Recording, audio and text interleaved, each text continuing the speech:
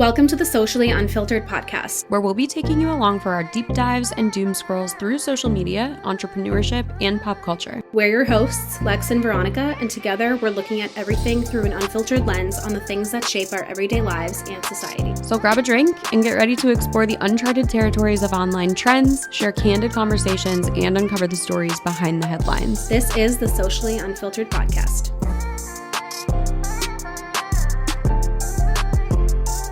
Dun, dun. Na, na, na, na, na, na, na. Guess what episode is today? It's finally time. We are finally talking about the Dallas Cowboys Cheerleaders, but we are not just talking about them. We are actually talking to one, which is why this episode kept getting pushed off. Yes, we are so excited. We have a Dallas Cowboys cheerleader veteran with us, Zhenya Kolpakova, and she is Ukrainian. That's why I can pronounce her name, because I'm also Ukrainian.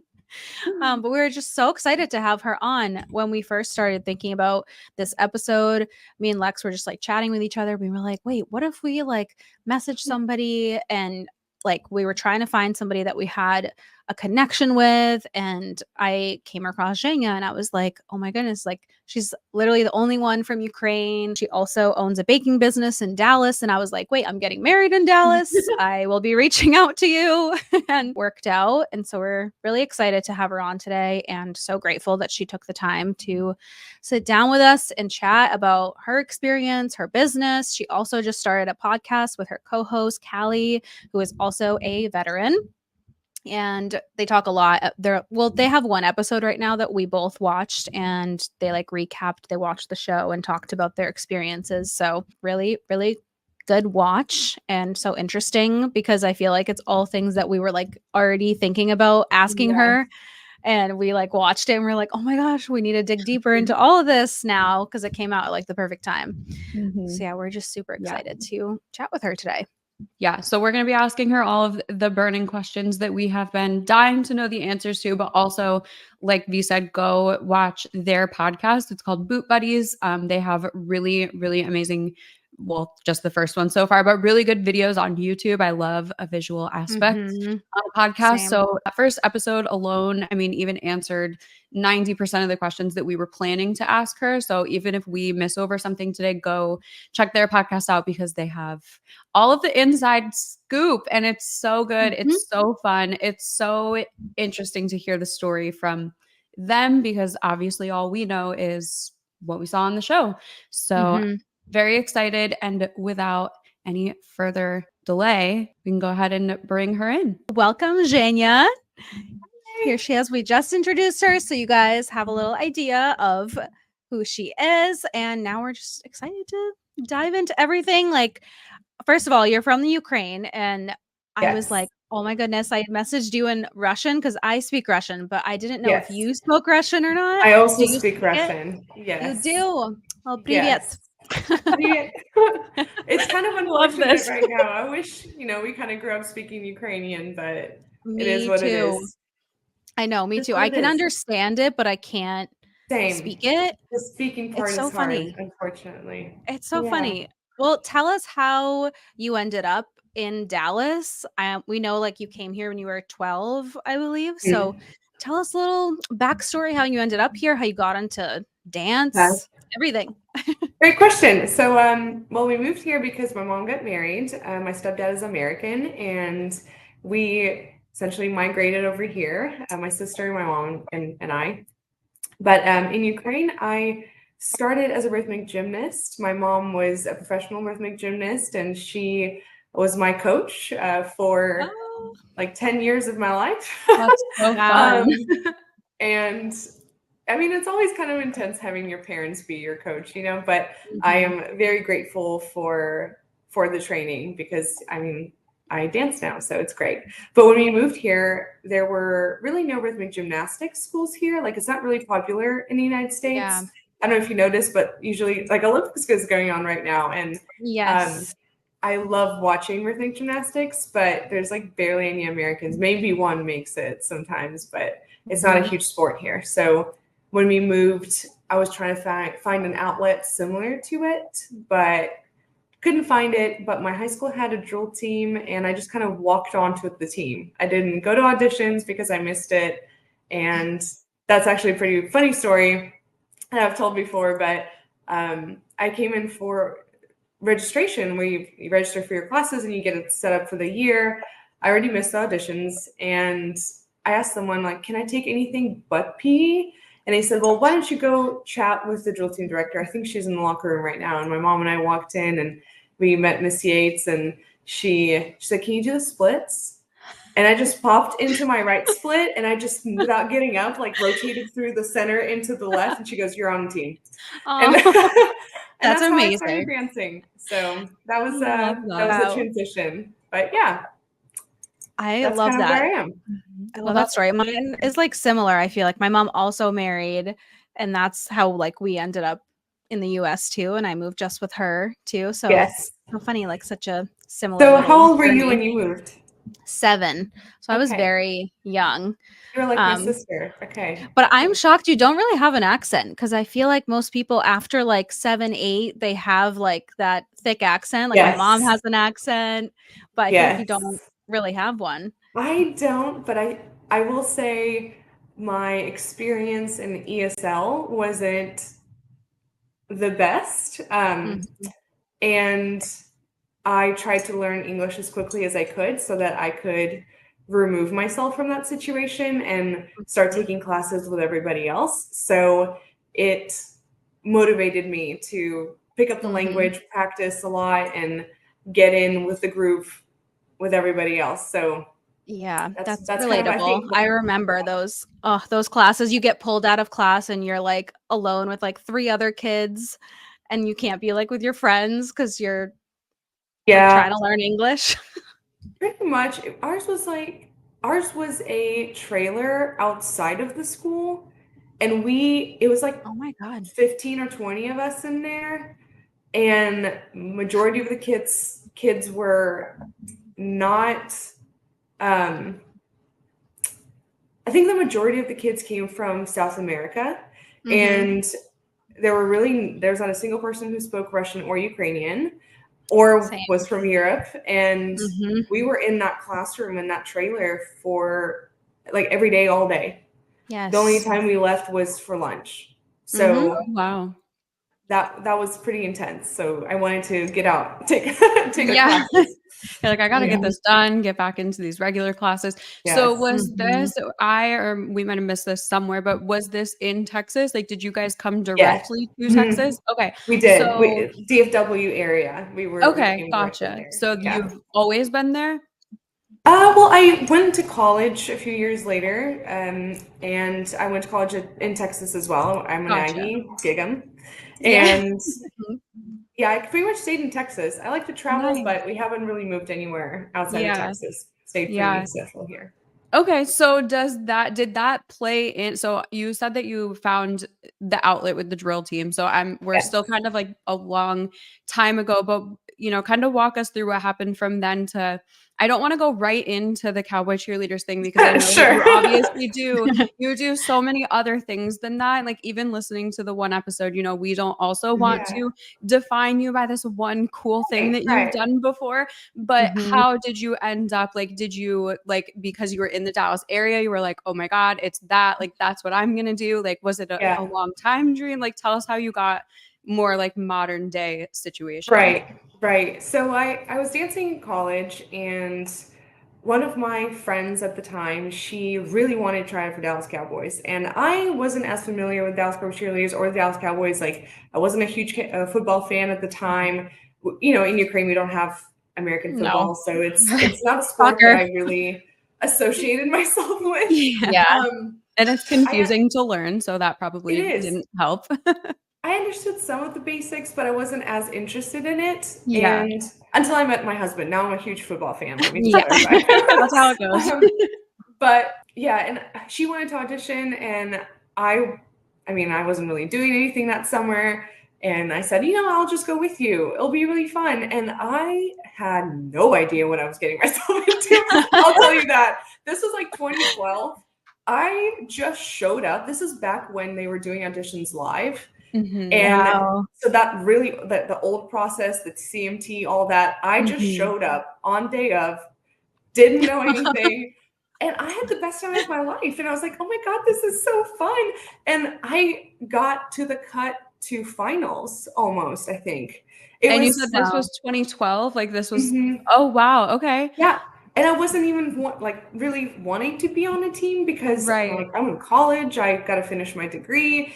This is not something that I'm really taking seriously. I came here to support my friend. And Mhm. after What a just good being there friend. thanks. Right? After being there for a few days, I was like, wow, this is a whole thing. Like I had to take a test. I was like, I have no idea. I don't know who's being drafted. What's a draft? Like it was pretty funny, but I had fun and I love being on teams. I love the camaraderie. Mhm. I think it's just a cultural thing. I feel like Ukrainians, we are very Mhm. community-based culture, and I love being part of a community. So I told myself, you know, this is pretty cool. I'll try out again one day, and like I'll take it seriously. I'll put in all the effort. I'll commit to it, and I'll do it. So that's kind of what I did. I started doing research. I went to their Christmas show and I loved it. And yeah, I woke up one day and I was like, I think this is the year. Let's just do it. How fun. Wow. I mean, That's that's so so fun. cool. So in between like 2012 when you first tried out, where did you find your love for baking and like start that business? Because then you Yeah, graduated college. Like, right. what was your career like up until you decided to like, okay, I'm gonna take this seriously now and like start this career?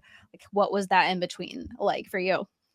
Oh gosh. Okay, I'm one of those people, and I don't know if anyone else is like this, but I have so many things I want to do, and I'm so sad sometimes that we only have one Yes. lifetime to do them in. We Mhm. talk about this Yeah. all the Yeah. time. Like, we're like, we need 7 lives. Like, we Yep. need them.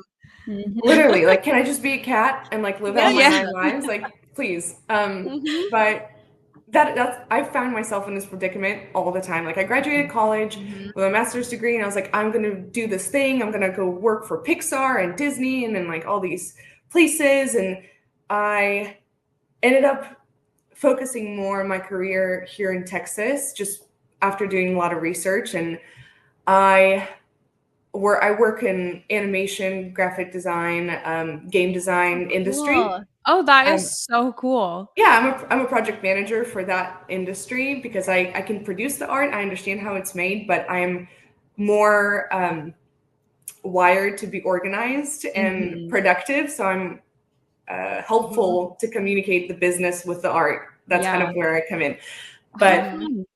yeah, it's different. Like you don't meet Yeah. Yeah, very for often people sure. in the gaming industry, but that's what I do, and I've worked since I graduated college in that industry. But when I was in grad school, I was working on my thesis one summer, and I was kind of by myself in college because everyone goes home for the summer, and I was bored. And I don't know if you guys ever seen the show called Amazing Wedding Cakes on TLC. It's an old show, but Maybe a I glimpse of loved like the it. giant, those giant ones that they Yes, made. Yeah. Yeah. Yep. yes, they blew my mind. I remember watching that in my apartment and being like, wow, I didn't know you could make stuff like that out of food. And it honestly just changed my whole world. I was like, dang, you can make art out of food? Sign me up. I'm gonna go do this. um, and Michael's used to offer classes on cake decorating. Wow. I don't know if they still do it anymore, I think they still but do like monthly classes on like a bunch yeah. of different things now, but I Okay. know exactly what you're talking about because I like Yes. I love Michael's and also TLC is like my biggest guilty pleasure like network. Love it. Like I'm obsessed with every show on TLC. Yes. Where did What Not to Wear go? That was the show. I know. Mhm. Oh, those ones were so good. Loved Those it. were the days. Now they're all like kind of weird and just like Yeah. exploiting different people and not at That's all true. the wedding cake Yeah. days. No, that was a good one. I think Those that were was my good days. favorite show. Yeah. But yeah, I was watching it. I went to Michael's, took some classes, and I loved it so much. I mean, I was making art and studying art for my degree, but just translating it to food, it seemed so interesting to me, so fascinating how people can do that. And yeah, I kind of found my new passion on top of dance, and I started making cakes on the side, then had a friend who just happened to work for a woman who owned a bakery in College Station, and she happened to need a cake decorator. And I said, I mean, I'll try. And she hired me, and I did that for half a year and absolutely loved it while I was still studying. So that was kind of my part-time job in college. And from there on, after I graduated, I had a few months before I started my big girl job, and I was bored. I think I sat in my apartment and watched all the seasons of Sex and the City in So like good. one So good. in 1 week. 1 week. And I remember just looking at myself like, this is really sad. I need to get out. I need to go do something. You need to live another life. Yeah. These girls are out there in New York living their life. Like, what am I doing sitting here? But I went and got a job at a bakery here in Arlington and worked there until I started my job. And I think that's where I learned most of my skills when it comes to cake decorating. Matt, the owner, he's incredible. I was just always fascinated by him and his skill, and just so grateful for the opportunity. But yeah, that's pretty much how I started baking, and on top of dance and my career. But yeah. So do you own like a space where you're doing it, or is it like you're baking out of your house and people place orders that way? So it's That's like your great. own schedule. Like, Yeah, how does that work? I do it from my house. I did a lot of research, and there's actually a rise of home bakers running their baking businesses from their home, because you don't have to pay overhead. You're not like, we're not trying to just staff, the floor with just random bakes. We're doing it because we love to decorate, or we love to create meaningful works of art that are cakes that mean so much to other people. And I can do that from my kitchen, and I love doing it. One day maybe I'll have like my own little space where it'll be like a private studio and you can order the cake, but I don't know if I would ever want like a storefront. It's just not my love. My love is in the decorating and creating the art out of food, and I want to focus on that. Yeah. And the ones you do, they're like gorgeous. Like, thank you. Yeah, they're so cute. So pretty. I'm so excited for this potential crossover for Veronica's wedding there. I next know. year. I know, because you're going to be in Dallas, right? Yes. I love One of it. my really good friends lives in Dallas. So we like fell in love, me and my fiance, with Dallas when we visited. And I've been like multiple times, and there's just so much good food, like so many good drinks. And we like found this venue, and we were like, oh, we just have to do it. So we have a really small wedding, but definitely will need a little cake when the time comes. Let me know, because I'd love to do it. I definitely will. She'll For definitely be placing an order for sure. Well, that's Yes. so cool. So now, so you do a lot. So you are working this full-time job as your project management, you're baking on the side, and then again, I hate to sound like I'm just only bringing up Dallas Cowboys, but No, it's okay. I'm so curious like how that fits in with everything, because I mean, just from what we can see, and obviously what you talked a lot about in the first episode of your podcast, like this isn't like a quick like 1 hour practice a couple days a week. Yeah. This is like a full on like basically a full-time job. So like how are you doing like just like what did a normal day look like to you when you were doing all of these things? Because it just is so much. But we know exactly what you mean by like wanting to do so many things, and it's just not fair. Like there's not enough time in the day to do every single thing. So not enough years in your life. Yes, exactly. Yeah. That's a really great question. I think this question gets brought up a lot. Like, how do you balance everything? The answer is poorly. Like, You're honest about it. Yeah. I mean, we are. All of us are very tired. All of us are exhausted, strung out, overworked, but we're doing it because we love so many things. And it's hard for all of us on the team to give up things that we love because we're so passionate about them. And I think that's the biggest part. We're all women that are extremely goal-oriented, extremely driven, and hardworking. And that's why, I think they pick us to be on this team, because we're that way. But I will say it is very hard. I think the biggest sacrifice comes from family and friends. We miss out on all the holidays. We miss out on... So that was something that I didn't really like think about, like, until we were watching we haven't known if we call it a documentary or if we call it a series, that we aren't really sure exactly what to call it. Docuseries. Yeah. So when we were watching the series, yeah, like you guys are there, obviously, like you have Thanksgiving Day games, you have Christmas Eve games. Like I wasn't really thinking about like, the bigger celebrations that you are committed to when you're doing something like this, that you're obviously missing a lot of like your family gatherings and stuff. So Yeah. that's like such a sad sacrifice to have to make, but it just, I think, shows that you guys are like so serious about it, that something has to kind of give somewhere. And unfortunately, it kind of starts with, the things that aren't scheduled on a game day with 100,000 other people planning on it. Right. So the game days are like a hard no, you can't miss, right? Because we have 8. They're scheduled when we make the team. Like those are not things we can move. Practices are also frowned upon if you miss. Like if there's a death in your family and it's your immediate relative, they're understanding, but it is hard because the requirement to be part of this organization is has such high expectations because they're looking always for perfection. And, everyone kind of says there's no such thing as being perfect, but the level of commitment that's expected out of every girl on this team is nothing like I've ever seen. I will say that. And there are a lot of sacrifices that I think we all have to make on this team to be here. I will say the coaches do the same. I mean, you kind of probably heard on our episode, Judy is there with us every night. Every night we're there, she's there. I mean, she's missing her kids' birthdays and celebrations and holidays. Like, for game days too, like Kelly's there with us, the whole staff is there with us. They're also missing out on those holidays, but it's expected, I think, out of everyone who's an employee here, like with the DCC. So I think they're expecting the same commitment from us as they're putting it in, which that I can understand when it is such a high profile organization. However, it does not make it any less sad sometimes. Like you miss your best friend's birthdays, or you miss weddings, you miss other celebrations, or moments of comfort needed, so it's a really hard balance. I will say that. I will be very honest. It is a very hard balance, and I think we all on this team feel that. Yeah.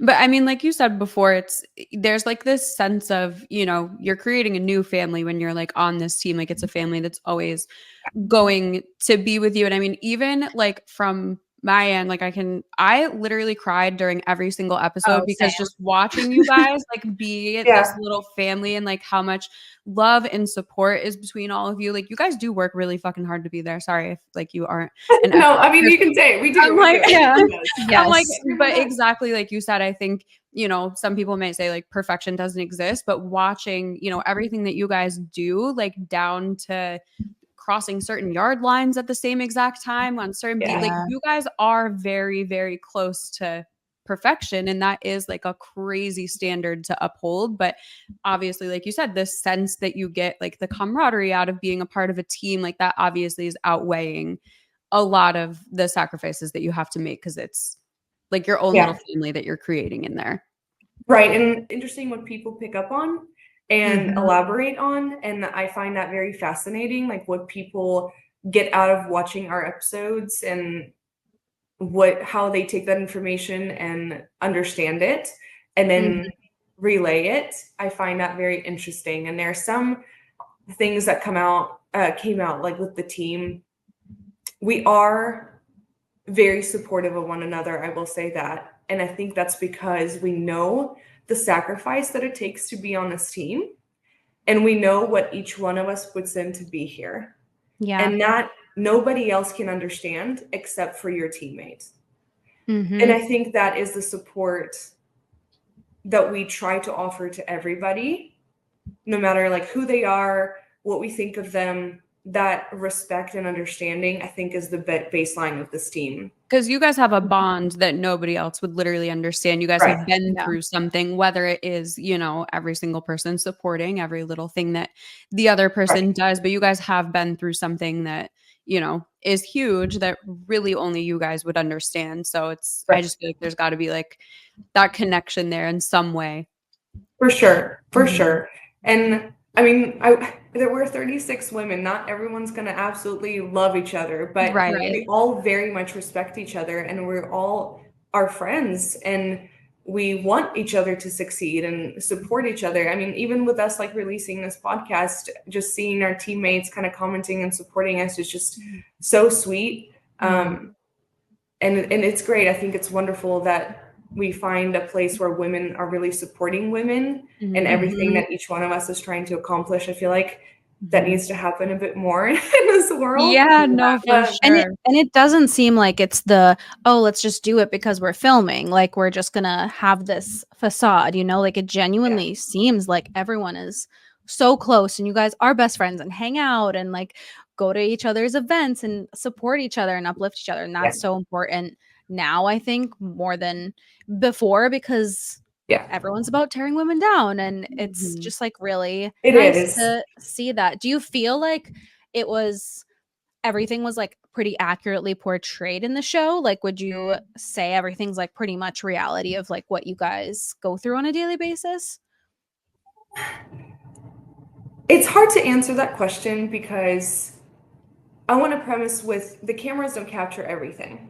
Right. They only capture certain things that they're present for. They miss out on so many other things that happen day to day that could have turned the perspective into something else, or could have given more insight into a different scene. They don't capture everything. And that's what I think is really hard with shows, is for people that are watching and you don't know, you're just taking everything that's coming at you at face value. The scenes that were shown, I mean, they're video footage, so you can take it for what it is. But there's just so much context that I feel like it's really hard to communicate through a lot of the different areas. Like even some of the scenes, like we know what happened, but only this much of a chunk was shown. And the context of the before and after would have changed this one little scene, even though this scene is truthful in itself because that chunk did happen. But what happened right before and after, people don't see, so they don't know the full story. This is like impossible to show. Like you guys all have different experiences with the entire thing. Like, yes, you all go through something similar, but there's not two experiences that are the same. So obviously, and I mean, obviously there were like specific people that were shown more often or like showed more of their storyline. I feel like that's just kind of what happens with shows like that, is they just, kind of pick certain ones to run with for maybe no specific reason. But I'm like so curious now. Like I love that you guys are reacting to the show as you're watching it, because I'm like, oh my God, what are you gonna say that like we didn't get to see? Like there's more. It's like behind the scenes, like it's so cool that you're doing that. A little bit behind the scenes, but I mean, we do love everyone on this team, and we're part of us like doing the podcast. We are very supportive of everyone on this team, and we want to make sure that everything is portrayed very truthfully and honestly, because at the end of the day, you can't get that by watching a small clip, and we just want to show support for our teammates and also share our experiences and our stories, and just to provide a little bit more insight and maybe clarify some confusing areas. But we hope that that's what it's going to do. Well, your first episode already answered like so many questions that even we wanted to ask you today. I mean, I think everybody who watched the show was curious about it, because we're like, thinking you guys are all getting paid like a full-time salary to do this full-time. And then, you guys all are doing other things. So I just was shocked to hear like you kind of have like the freedom to talk about that type of stuff. Right. And well, they did mention in the show more details about like the actual numbers and why we get paid the way we get paid. I'm not going to go release my actual like number salary. Right. I'm going to keep that private. Out of respect for the organization and just my life as well. But I think it is important to clarify some of the things, because social media takes things way offhand, and the numbers people were posting, I have no idea where they were getting them from. Some people were saying these girls get their makeup and hair done every day at the game. And I'm like, I don't know where you heard that either. I do my own hair every game. I do my own makeup with my makeup every game, every practice. Like we do all that ourselves. There are teams that have their makeup and hair done for every game. Where that's not us. We do get sponsors, but not all of us are always able to utilize all the sponsors. And that's just an honest statement. It's just how it is, you know, like not everyone's made the same. It's more for the clarification, I guess, of the public, the discussions that we see. I think it's very important to be clear. You know, we do sign up for this job knowing what it is. We're not going into it blindsided, I think. Right. Like you do know what your hourly is and what you're getting paid for appearances. And, you know, girls still stay and continue to come to be on this team because there's so much more to this team than just dance. And I think it is important to have the perspectives from all sides. I mean, would it be great to be paid more? Yes, but who would say no? Right, exactly. Tell me someone who would say, no, I don't want extra money. Right. But I think it is interesting how different teams pay and also supply support, because that varies so much from one NFL team to the next that it's literally team specific. And I bet if you talk to every single NFL team cheerleader or teammate, they would tell you things that they love about it and things that could be improved. I mean, ours is essentially the same way. We all have our own opinions and thoughts about it. But I mean, it is what it is, and we know what it is when we sign up for this job. But I think the biggest part of this job is not really, like they mentioned, the salary. It's the experience. And I will say, walking away from this team, the things that I will forever take with me are the friends, the people that I've met, but also I will never forget the things that we do for the community, visiting children's hospitals over the holidays. Oh yeah, there were so many scenes that made me cry during. I can't. Same. Like, they just some of the stuff you guys do is like beautiful and amazing.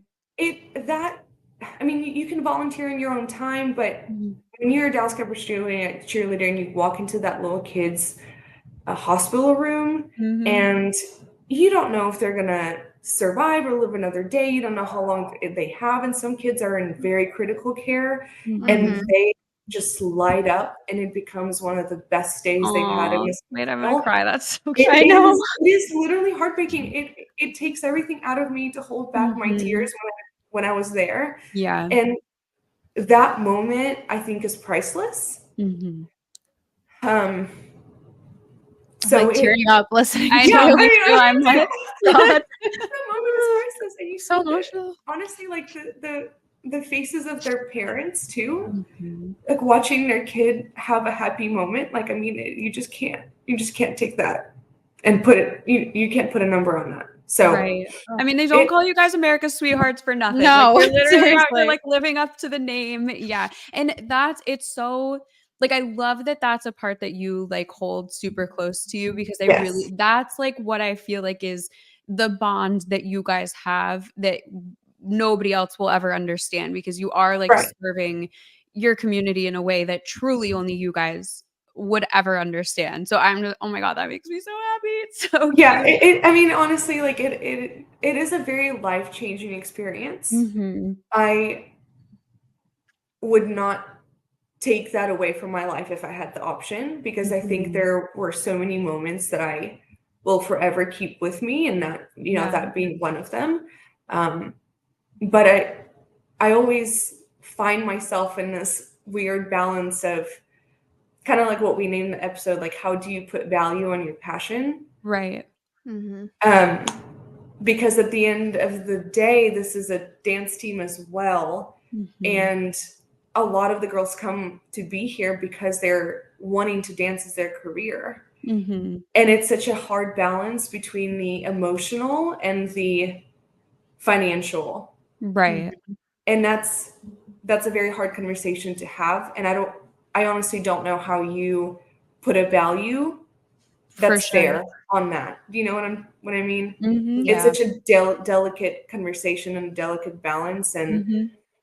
there's some things that I think could be improved, and there are some things that I think work really well. But I mean, I feel like everything is kind of open for discussion in this world. So hopefully For maybe sure. Right. we can It's just a continue to improve. Yeah, it's just a crazy difference between maybe what, you guys get paid as opposed to maybe some other people in the organization when you guys are literally out there like working physically, mentally, emotionally very hard to put on the show that you do. So would you be open to talking about maybe what happened before your first season on there? That my injuries? Yes. Yeah, I can talk about my injuries. I just turned 29 and I had jaw surgery when like 2.5 years before that. And I had braces on for almost 2 years, and my life just kind of the way that was lining up, it wasn't the best time to audition. I don't think they've ever had a DCC in braces, so I'm I don't not think I about would to have try to been be the the first first. one. Yeah. So Really stand out. yeah, that $1 million smile, literally.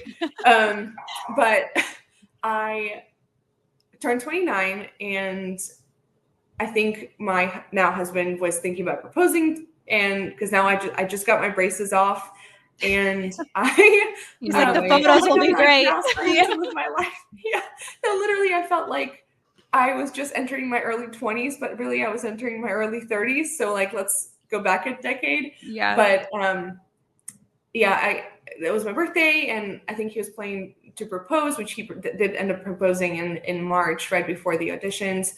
But that February is when the war started in Ukraine.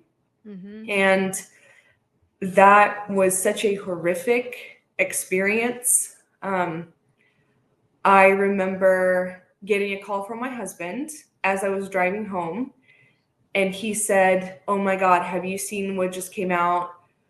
I think Russia is about to invade Ukraine." And as he said that to me, I put the phone down. I called my family. I pick up the phone and I hear the sirens in the background, and they are waking up in the middle of the night because of the sirens, and they are running to find shelter. And I was the first, like, my family, by hearing it here, because it was like 6, 7 p.m. or something like that here, were the first people to notify them before even the sirens came on. Wow. And because they were in the middle of the night, so we were just calling them to wake them Mhm. up. Yeah, because it's like 8 hours ahead. Right. Mhm. And I was calling my friend in Kiev, woke up, she's like, "What are you talking about?" And then the sirens come on. So it was that whole experience, and the start of the war was so heartbreaking and hit my family so hard, just like everybody else. Mhm. And my grandma is a huge part of my life. She helped raise me, and she's still there. And I remember talking to her about different things in my life, and I'm already crying with I'm you. trying so hard it was so I'm trying heartbreaking. so hard. I was asking her, like, do you have any regrets? Do you, if you could go back, what would you do different? We were talking a lot about life and sacrifices and just having a lot of deep conversations. And she said, "Zhenya, well, what do you want to do?" And I was like, "I honestly don't know." And kind of going back to what I told you earlier, like, there's so many things that I love to do. And I told her, I was like, "I don't know. I've been wanting to maybe audition for this team, but I don't know if I'm going to make it. Like, I'm 29. This is in my past." And she told me, she said, "Life is so short. You never know what's going to happen. You just got to go for it, because you will then for the rest of your life regret the things that you don't go for, even if they're hard, or maybe if you think you're not going to make it. Like, you just never know. You have to do it. You have to always go for the things that you're wanting to do and achieve, and work really hard to get them." And I was so distraught with everything that was going on. I was like, there's no way that I'm going to pull myself together I'm sorry. and prepare for this audition with everything going on. And then my husband ended up proposing a month later on March 25th. And it's so hard to feel happy when you see what goes on there and your family's in that situation, your friends are in that situation. You're like, are you excited? Can I be happy? How can I be happy? Like, yay! So much guilt. Yeah. You know, the guilt was just so overwhelming. And then I felt so selfish. And that is so hard to explain. And like, I even feel that till this day. I mean, the war is still going on. My mom just came back from being there and she was telling me all these things and how difficult it is and scary. But I kept calling her and I kept saying, I don't know, like, is it okay that I do this?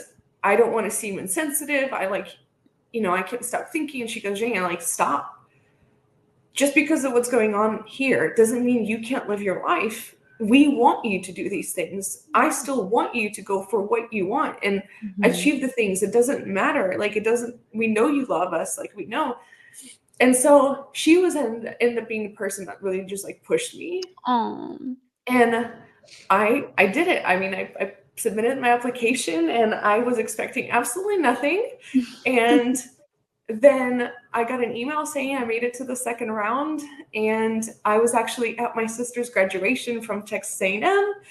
And 2 hours after I got the email, we were making s'mores with my family, and that's when we had the unfortunate fire pit explosion accident. And I ended up in the ER in the burn unit for almost 2 weeks. And that was just like, it was so hard. Like, it was like one thing after the next. Oh, that's what I was just going to say is like, you are so like, that would have taken so many people not like out. Like, they just would have been like, I'm done even trying. Like, between everything, you know, the stress and guilt I'm feeling with my family on top of like physically being injured, like the fact that you even just continued on to like do these things is just so admirable and just like absolutely insane that all of this was happening. It felt insane. Yeah, I can only imagine. When it happened, I didn't cry. My husband cried, my mom cried, my sister cried, my stepdad cried, like everyone cried, my grandma. Everyone's freaking out. I mean, we were being told so many different things. You were being told that I might not like move my fingers or bend my legs as well again, or I would have horrible scar tissue everywhere, my face, my neck, my body. I mean, the things that we were being told left and right, I mean, they weren't positive. I will tell you that. But I remember not crying for like four days. And then it kind of all hit me. And I don't know why I didn't cry, but I think I was kind of not in shock. I was in shock.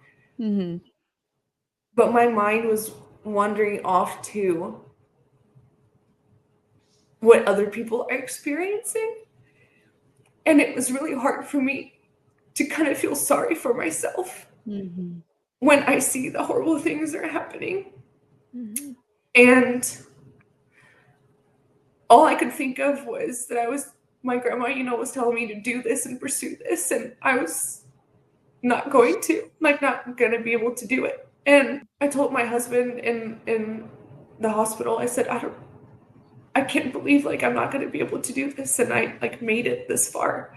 And he, honestly, me making the team, this whole credit goes to him. He started calling everyone I knew that was a dancer or had any connection to DCC or could get us a contact or something. And he ended up rallying this community to help get me time so that I could skip the second round audition when it was happening and essentially repeat that at finals. because that was 4 weeks apart. And they got back to us and heard the story and heard everything, and they said yes. And that answer for me was like everything I needed to hear. And I refused to look at any mirrors. We actually covered up all the mirrors in the hospital. Because like when you look at yourself sometimes, like it's heavier. Yeah. So I didn't want to see it. I didn't want to see how it's healing. I didn't want to focus on that. I just wanted to focus on the recovery and what I needed to do to get where I wanted to be. And that was everything that I was thinking of. Nothing else really mattered. And essentially that's what I did. The second I was told that I could move, I started moving. It was horrible. Horrible. I was going to say, because this was like a matter of weeks. Like, it's not like you had months and months to recover. We're talking like weeks. Yeah, that's 4 weeks. Just crazy. Yeah, that's 4 weeks. Yeah, the skin situation was really just horrible. I'm not gonna lie. I mean, the burns were very deep, and what happens when a burn heals and you're trying to bend your knee, because all the burns were on top, so every time you bend it stretches, and you're re-ripping all the skin that just grew. And you have to do it because if you don't, you're not going to stretch the tissue, and then it's going to grow in as a scar like this, and then you're never going to be able to bend your legs or bend your fingers. Like the neck exercises, I remember sitting there like, and the pain. Yeah.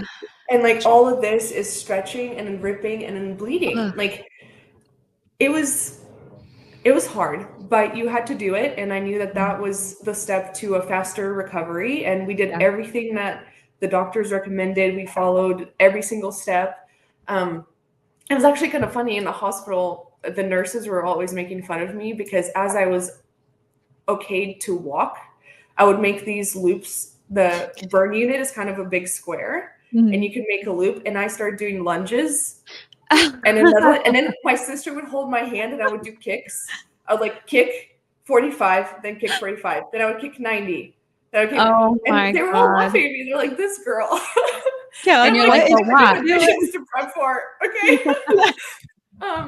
So yeah, we were doing everything we could. But yeah, went to finals. I got released by the doctor 4 days before finals. So in 4 days, I had to get a costume. I had to put together a solo. Oh, wow. I had to it was a lot. It was chaos. It was literally chaos. I had no eyebrows. I had no eyelashes. I still had open wounds all over my legs and my hand. I mean, it was hilarious. Like I showed up with just literally drawn on eyebrows, and it was a time. But yeah, it was a lot. Was yours? Yeah, well, I mean, it's admirable. Like, I don't think there are very many people that would be lunging around the burn unit to get to the tryouts. Yeah, no, or kicking their legs. Kicking. You were probably the only person in there doing that, and that's why they were. I think so. I really do. And my paisley pajamas made it just that much fun. Yeah. So was your second season trying out? I don't want to use the word normal because what is normal, but like, was that a little less chaotic? Oh yeah. Okay. Yeah. First of all, like coming back, you already know the majority of the dances. You already had a year of training in the style. You feel more comfortable. You know the girls on this team. The pressure is definitely way less. Yeah.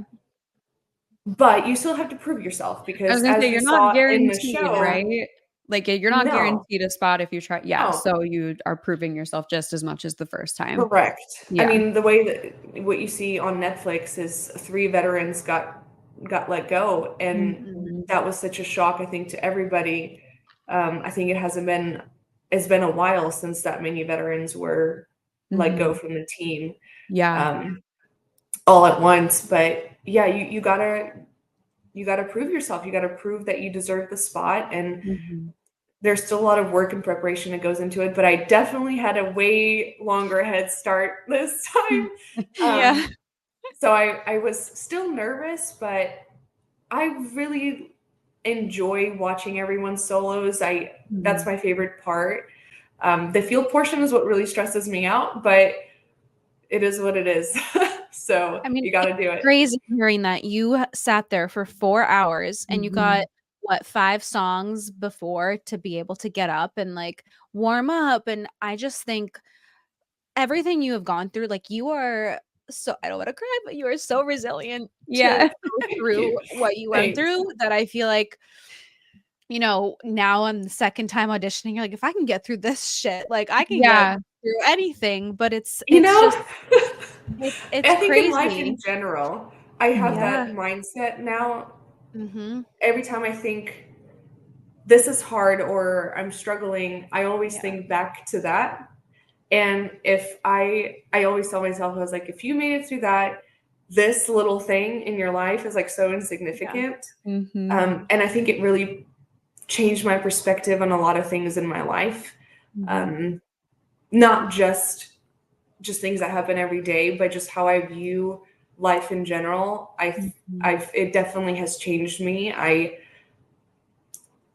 think you should really take any opportunity that comes your way now and not wait for things to just, happen. And life is so short. I mean, not to be dramatic, but when I was on fire and I couldn't see and I couldn't breathe because my face was literally burning and flames everywhere, I thought that was when I die. And that was the thought that was going through my head. I said, this is the day I die. This is the moment. And it was unpleasant. And I just have a very different outlook on life now.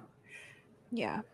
And I mean, even from when you were young, like I think that mindset, even from when you were young, has pushed you through everything you've ever been through. Like when you're a kid and you're sitting there in those classes and the little outside in the back, back shed, you're like, I need to get out of here. I need to do everything I possibly can to get out of this situation and work so hard. And I feel like that followed you throughout your whole life. Like it just shows the timeline of how hard you've worked, how hard you've pushed to recover through all of these different chapters of your life. And I need an entire Netflix documentary about you. I said to Lex, I'm like, I really wish like your story was highlighted in this documentary because like it is so inspiring. Like I don't want to cry, but I related so much to like the grandmother. Like I have a grandma in there, and like she told me the same thing. Like when the war started, like it just makes me so emotional. But I just wish your story was out there, and I hope that like with your podcast, it is gonna shine light on that and show people that this resilience is in you and you can do really hard things. So we're just like in awe of you. Yeah. Thanks. Y'all are so nice. Like, thank I'm you like so professing much. my love over here. Yeah, I mean, honestly, like, I just look at this world sometimes and it just breaks my heart because I look at just young people. I mean, I consider myself to be a young person still. You are young. But just the younger generation, the things that they're focusing on. And like, even I sometimes find myself like focusing on things that I'm like, I don't know if that's really important. But this day and age is just, it's so hard not to fall in with the crowd and like follow what everybody else is doing. And I think I really try to take a step back in my life and ask myself the question, like, is this something that I really want to do? Is this something that I truly believe in? Is this something that I would be proud of myself looking back doing? And if the answer is remotely hesitant, I don't want to invest in it because the opportunities that we all get in this world right now are just so different from where we were in the 90s. Like I always think back to the 90s. I feel like the 90s were such a happy time. Yeah. I don't know why I'm I'm doing a whole episode on the 90s where we did 2 parts on the 90s because we're like watch it. everything was so much I love better. the 90s. Yeah. Everything was so much better. I just feel like the life was just so much simpler. We weren't focusing on so many, not to say materialistic, but Yeah. like social internet type of things. Yes. We didn't have them, so we focused more on intangible items like our families, things that we can do with our hands, with our lives, like and we had more time. We weren't glued to a screen, and now I find myself glued to I refuse to open TikTok and scroll. I have the app. Bad. I have an account, but you will not catch me on there scrolling. Like Instagram is the only thing I open. That's Doom how I restrict scrolling. myself. I just It's can't. Your worse. willpower is amazing. I wish I could say the same. I know. It's I mean, we consuming. just talked about it the other day. We were like, back then, now everyone talks about people and they see so many different things of them online. We can look up what someone's doing yesterday, tomorrow, right now, where they're currently at, where their jet is, like all Mhm. these different things. Back then, you had to get a magazine and you could see who they were dating. And Yeah. I'm just like, this isn't normal to have this like parasocial relationship to these Right. people and think we Just know be like them. 100% connected to everybody around you. Yeah. Like, remember house phones? Like, we used to have to call and like wait for a certain time to talk to somebody, and now it's like, oh, I just text them. I Like, had a rotary phone. yes, Yes. me too. My grandma still has that. You just walk around with it. Like, Yes. My Yeah. grandma still I has love that and that. she still uses it. I Yeah. love it. Let's bring that Mhm. back. I Yeah. know. I wish we could bring it all back. Like we literally were like, we should make an Airbnb that is all just only 90s things. Mhm. Like I I don't think know. you should. I think Honestly, it would be a hit. I would book it because why not? I want to call somebody again. Yeah. I think it Okay, was so part funny. 2 will be at our Airbnb. So Yes, there you go. I remember seeing some video my friend sent me, and it was a mom asking her kid, like, "Hey, show me like how you hold your cell phone." Have you all seen that? Yes, And we then the just kid goes talked like about this. Yeah, they don't like I'm like, what make is the this? phone. Yeah, or they're like holding an iPhone instead of like, yeah. like this. I'm like, what Versus happened to like, Yeah. I'm like, or like when they look at the phone icon like on the iPhone screen, they're like, why does the yeah, phone icon look like that? Like, like that's why not does it what look a like phone. this? Yeah, like that's not what a phone looks like. Yeah, We've been I love talking it. about this a lot a lot? lately. We Yes. love the 90s and the 2000s. Which I Mhm. kind of feel like it's coming back. The Yes. style, at Oh, least. The yeah, style is Yes. coming back very 90s. I'm very into it. me too. Not so We're much here the for it. 2000s. I mean, those cropped, what are they called? Like the Capris, like capris no. Yeah. and the like No. 500 layered tank tops. I think I'm okay with just one. We just talked about the layered We tank just talked tops. about that. The tank tops, the double bras, like Yeah, all of the it. layered polos. Take it, burn it, take it all Yeah. away. Yes. I Take it know away. the thin eyebrows and like Mhm. the glitter pink. Like I don't know. I don't think I can do it. Glitter Oh my God. purses. All that just needs to die. Don't ever bring Yeah. them back, please. I just want my Razor phone back, honestly. Yeah. The Razor phone. Yeah, that would be I really think funny. Razor phone. Razor phone and music can stay. Yeah. Yeah. Agreed. Music, great music, 2000s. We just I talked love about it. music too. We were talking about T-Pain and how like he's just like now also enticing the younger generation, and we're like, they're just not gonna have anybody like him. So we're glad it's the actual T-Pain like making Right. himself known with that Yes. generation, Yeah. because we just had such good music in the 90s and 2000s that Mhm. I agree. They don't make Mhm. music like that anymore. I mean, I'm a No. huge fan of Dua Lipa because I feel like her music has a retro sound to it, like almost like an Yeah. 80s vibe, and I'm very into it. I love it. Some Mhm. of the more modern things I just like, can't get on board with. I'm like, give Mhm. me the oldies, I guess, is Yeah. what we Yeah. call them now. Nowadays, we're old now. Yeah. Yeah. We've talked about a lot. Thank you again for your time today. Of Where course. do you see it? So what are you doing now? Are you just like kind of living life? Like didn't the only thing that really changed, you just didn't go back for the season? Like what are your plans now and in the future? Tell us Yeah, everything that you're up great to. question. I am currently trying to pursue other avenues of professional dance. So I'm actually on a gig Ooh. right now. So Okay, that's been a lot of exciting. fun. I know. Yay. I'm just getting out and dancing for as long as I can. So I'm doing a gig right now. Hopefully I'll line up another one here soon. I am baking, working, and I think we're gonna focus on family pretty soon and try to really prioritize that side of things. I feel like I've been absent from my family, my husband's family, my friends for the past 2 years, and back to that guilt. I Yeah. feel very guilty for taking that time for myself. So I really want to really focus on all of my closest friends and family and and Make up just for lost time. build more memories Yeah. and Yes. enter the next chapter of life. Yeah. Every day. Live every Yeah. day. How you I would want. love to travel more. I will say that. I feel like there's so many things in this world that I really want to see and experience, and I'm trying to fit it in before kids are a thing. Yep. You know? Right. It's like the clock is ticking. Yes. Yes. Yeah. And that was Yeah. probably You hard to will. schedule with everything before. Yeah, you'll fit Yeah. everything in, or You will. who knows? You could bring all the babies with you on these adventures. I hear that's what people do now. Yes. Yeah. My fur babies are over here. I wish I could bring them, but they're Yeah. not, So not Same. great traveling companions. yeah. Yep. So wait, the first episode of your guys' podcast, the dog that's in the video with you, is that your dog? Cally's dog. Oh my gosh. He's hilarious. So cute. He was so funny. Yep. He's just Screenshot. She's laying like, there, wait, like, I love this dog. I'm like, me too. He's a hoot.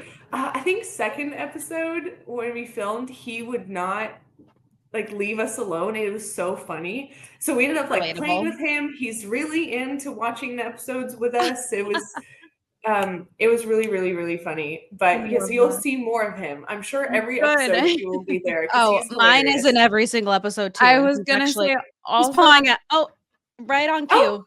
yeah, Right mine on will be cue. back here. Benny's here. Oh, hi, buddy. How you Wait, doing? what kind of dogs do you have? I have 2 cats.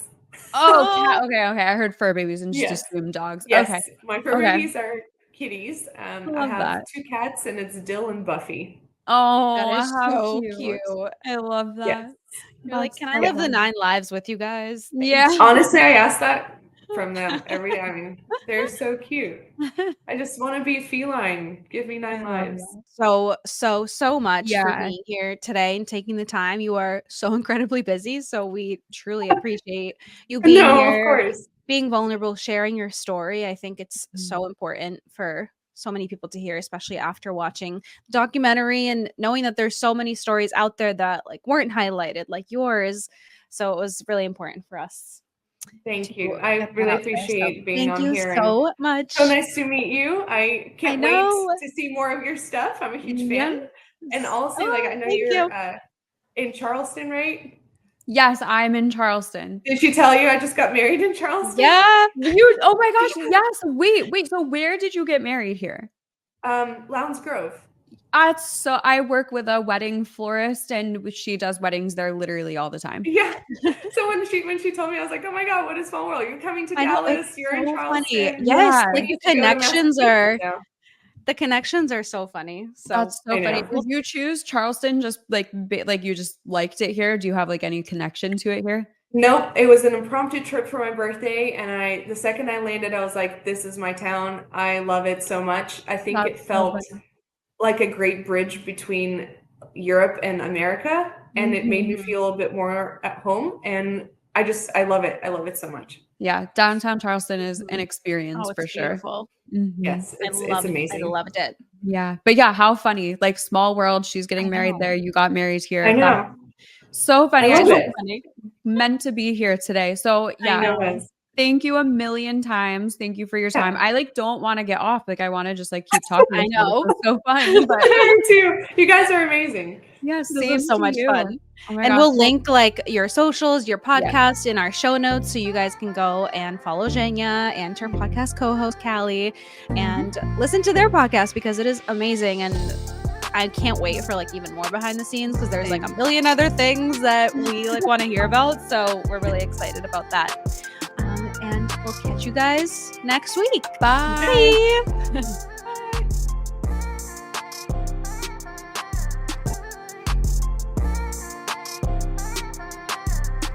Thanks for hanging. If you aren't sick of us yet, jump over to the Socially Unfiltered Pod Instagram, Check out the social media manager blueprint, and everything else you'll need can be found in the show notes. and we'll see you next Monday.